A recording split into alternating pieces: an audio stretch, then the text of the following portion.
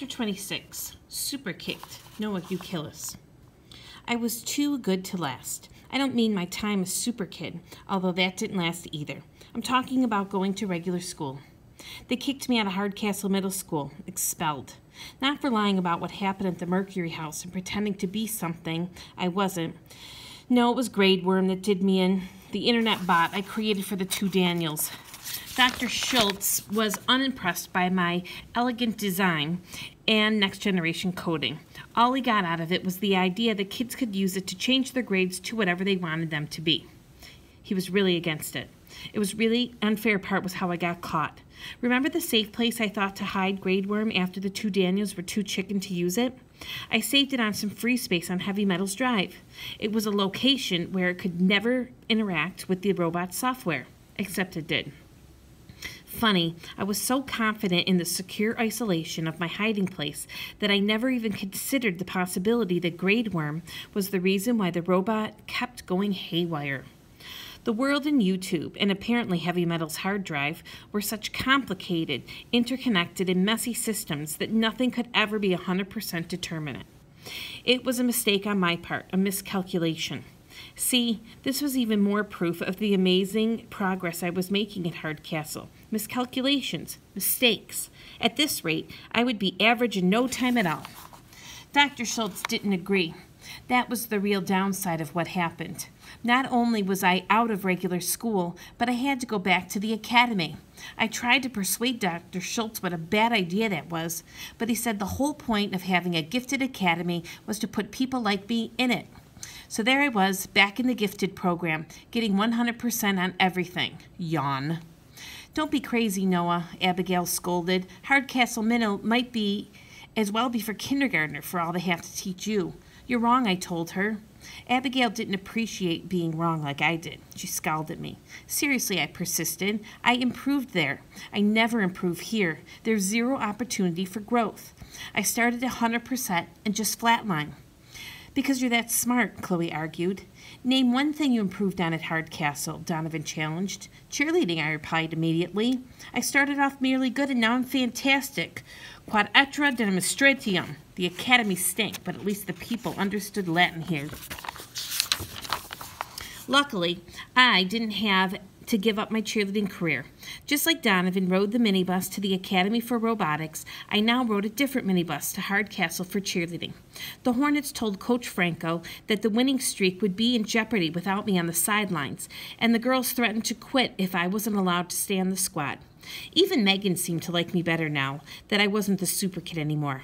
Maybe it was awkward to have to cheerlead side by side with your knight in shining armor. She probably had a crush on me. She definitely appreciated how I was making the squad better. She signed us all up for Marine training with Brad, and she carried the heaviest pack when we marched, with 7 bricks inside. The girls were awesome. They never blamed me for posing as their super kid. They understood that I only did it to help Donovan. I was worried that other people might hold it against me after the truth came out, but that didn't happen. It wasn't so much that everyone forgave me. It was more like everyone seemed to care about the whole super kid thing the way they used to. One minute it was the biggest story in the world, and the next it just wasn't anymore. Even Russ Trussman didn't have any hard feelings. He called one last time after the governor's visit to confirm the facts of what had actually happened that morning on Saunton Street. One last thing, he said. How did that chair get in the mercury pool? I understand all the details except that one. I frowned. I'd already explained that to him right before the governor's visit. Had he forgotten? Come to think of it, I couldn't remember him writing that part down in his notebook. So I walked him through the details of why I'd gone to Saunton Street in the first place, to confront Hashtag about bullying Donovan. I didn't have to keep that secret anymore, since everything was out in the open now. Hashtag and I were friends, and the Taggarts had promised not to take any action against Beatrice. No self-respecting wrestler would be caught dead without a steel chair to break over his opponent's head, I told him. That's common knowledge. There was a long silence on the other end of the line. I got the impression that Mr. Trussman wanted to ask another question, but he couldn't find the right words. That had always been the problem with Russ Trussman. In spite of the fact that he was a famous reporter, he wasn't very good at his job. To nudge him along a little, I suggested that maybe he should interview Donovan, who was the real super kid. I think Hardcastle's had enough heroes for a while, he replied wearily. Good luck, Noah. You'll need it. He hung up before I had a chance to inform him that I didn't need luck. I had a Genius Plus IQ. I had YouTube. And I had friends, more than ever before, in fact, and that was all that mattered. Speaking of friends, Donovan and I were getting along much better.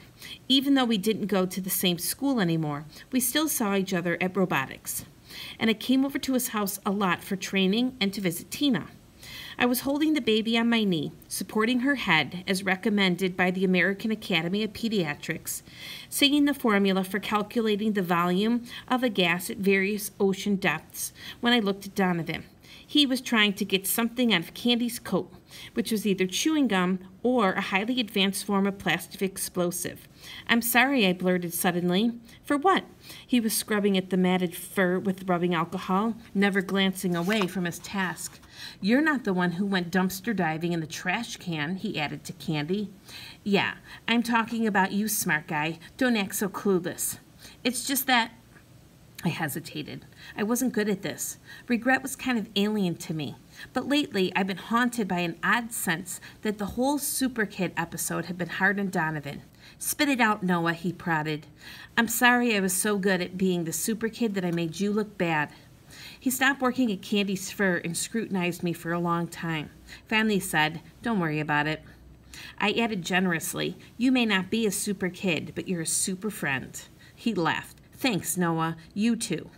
So friendship didn't follow the mathematical principle of radioactive decay after all. A friendship could decay for a while and then go back to the point where it was better than ever.